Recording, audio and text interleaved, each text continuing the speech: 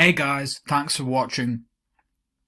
In this video I'm going to outline some brief Bitcoin analysis, but also compare this FTX situation to the Enron Scandal, which is quite similar actually. In a previous video I outlined how there was a lot of similarities between the FTX situation and the Lehman Brothers crisis in 2008. But then I realized that actually the FTX situation is somewhat similar to the Enron Scandal as well. But before we do that quickly, just looking at the Bitcoin chart.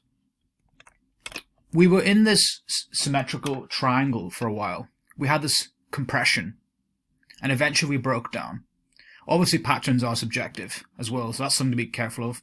But a lot of people were saying, when we were in this compression, that, oh, it's a 50-50 chance we could break either way. And that's not entirely true. Very often when you have a downward move, a dump like this, leading into symmetrical compression, I would say between 55 to 60% of the time, there's a higher probability of it actually breaking downwards than upwards. And so far, until we actually have a high time frame closure, so 4 hour and above, I would say of the actual recent local low here, around 15.4k-ish, and the recent local high, around 18.1k-ish, I do firmly believe that we are stuck in the sideways range. I would also be really careful what people say in Twitter as well. I don't personally follow Twitter that much, but I know a lot of people follow Twitter a lot and sometimes get sucked into the emotions. And sometimes, Twitter has a lot of traders that are inexperienced too. Obviously Twitter has good content, but sometimes it can be a bit of a echo chamber. And I think something to be wary of is that I've drawn this downward trend line, actually. And again, trend lines are subjective, but this blue dotted trend line. And there's nothing to say that we cannot have a run up to that trend line to complete these imbalances here. So there's always a chance we could run up here and stop out shorts. And there's a lot of liquidity actually as well in the 20k region. So that's just something to consider. And there is a big imbalance here as well in the chart. There's between this wick and this wick. So that could easily be recovered. But it's interesting how in the Kingfisher chart and various liquidation heat maps, there's actually a lot of liquidity lying in the 13.7 to 13.9k region. So what I'm saying is, yes, a dump can happen, but be open-minded of when it can happen. It doesn't mean it has to happen today or tomorrow. It'll take its time, and we can be in this sideways range longer than you can remain solvent, obviously. But going back to the FTX situation. So Sam Bankman-Fried, or Scam Bankman-Fraud, as some people call it, we know he stepped down on Friday, November the 11th.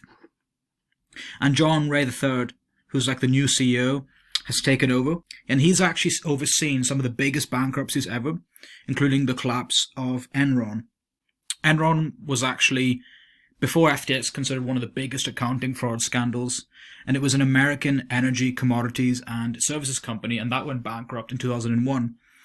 And before that, it was actually named as one of America's most innovative companies.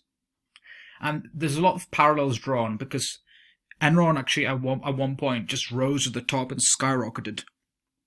So it was quite interesting, this comparison, I thought. Something else that was interesting is this article.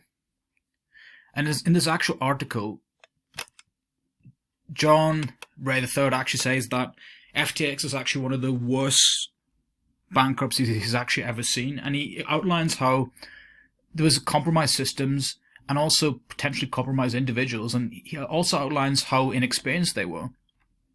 And you can see in some ways where he's coming from. Because naturally the FTX team, a lot of them were in their 30s. And in some ways, perhaps there's this notion that they were just some millennials trying to copy rich people, setting offshore accounts in the Bahamas in a very illegal way. And so they're just trying to manipulate loopholes. And in some ways you can understand that they were a team who were under 30 and all of a sudden having acquired billions. So it was just an interesting comparison. John Ray III actually outlined that in his actual 40 years of experience in restructuring companies, he's said that he's actually never seen anything quite as bad as FTX. As this week unfolds, and next couple of weeks, we'll really see collateral damage that has happened. Genesis, who's also one of the biggest crypto lenders that makes part of the DCG group, has been having issues as well. And we'll see if there's also issues regarding that. But it's that old expression, when the tide is out, you know who's swimming naked. This is also quite interesting as well. This outlines the 134 companies under FTX's bankruptcy. And as you can see, it's just a whole host, a network of just accounting frauds. A lot of them are Alameda Research related parties. So it's just interesting how this will play out, really. But in terms of the actual chart, I do believe we're just in the sideways range until further notice, really. And just beware of what Twitter is saying. Yes, we've dumped below here, but we could always go back up, take all the liquidity and come back down. And in some ways, you would argue that actually, when you zoom out, some kind of pullback to this trend line, this blue trend line, is not out of the scope of normality, really. But yeah, guys, thanks a lot for watching. Do check out my channel. I've actually posted the other video here about how I compared the Lehman Brothers situation to the FTX very briefly. But yeah, do subscribe, and thanks a lot for watching, and I'll catch you in a bit.